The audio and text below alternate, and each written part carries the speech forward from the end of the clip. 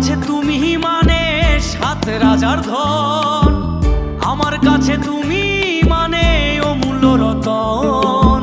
তোমার কাছে হয়তো বন্ধু আমি কিছু না, তাই তো তোমার স্বপ্নে বন্ধু আমি আসি না।